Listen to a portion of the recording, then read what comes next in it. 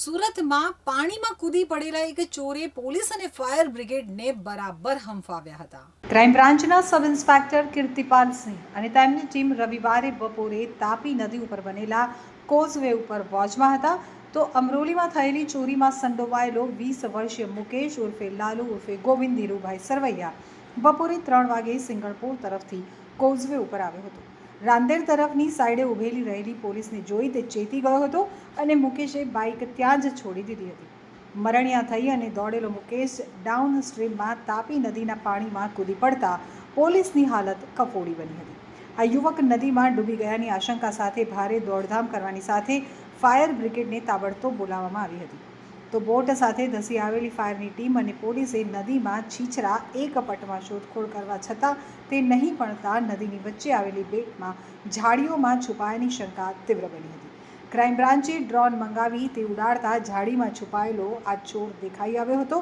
Police ત્વરિત ત્યાં પહોંચી ગઈ હતી અને 3 કલાક સુધી ચાલેલા હાઈ વોલ્ટેજ ડ્રામાને અંતે મુકેશને ઝાડીમાંથી બહાર કાઢવામાં પોલીસને સફળતા મળી હતી। આરોપી જીવિત મળી આવતા પોલીસે રાહતનો દમ લીધો હતો। જો કે આ ચોરે કરાવેલી કસરતને કારણે કલાકો સુધી પોલીસના જીવ તાળવે ચોંટ્યા હતા।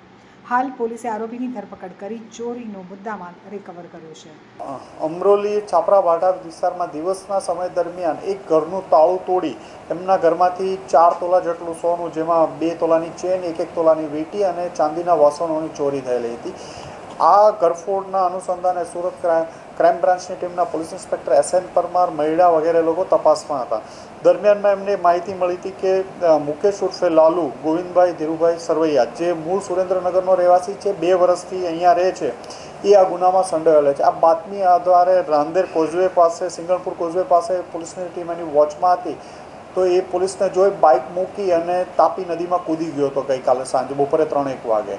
આ નદીમાં કૂદ્યા પછી ક્રાઇમ બ્રાન્ચની ટીમ દ્વારા તરત SMCના ફાયર ડિપાર્ટમેન્ટને બોલાવવામાં આવ્યો હતો। એમ્બ્યુલન્સ અને ડ્રોન વગેરેની તરત મદદ લેવામાં આવી હતી અને પોલીસની વિવિધ ટીમો દ્વારા એ સ્વિમિંગ કરી અને તરીને એક બેટમાં જતો રહ્યો હતો જ્યાં ખૂબ જાડી ઝાખરા, કીચડ વગેરે હતું અને CP સાહેબે દરેક ઓલામાં ડ્રોનનો સારી રીતે ઉપયોગ કરવા માટે પણ જણાવેલું હતું, જે અનુસંધાને આમાં પણ ડ્રોનના ઉપયોગથી આસાનીથી અમને 2-3 કલાકની જહેમત થઈ પણ આરોપી મળી આવ્યો હતો। એક જાડી ઝાખરામાં સાડી ઓઢી અને એમના કોઈ હલનચલન વગર છુપાઈને પડ્યો હતો, પણ ડ્રોનની મદદથી અને ફાયર બ્રિગેડ પોલીસની ખૂબ મહેનતના 3 થી 4 કલાકની મહેનત બાદ એ મળી આવ્યો હતો।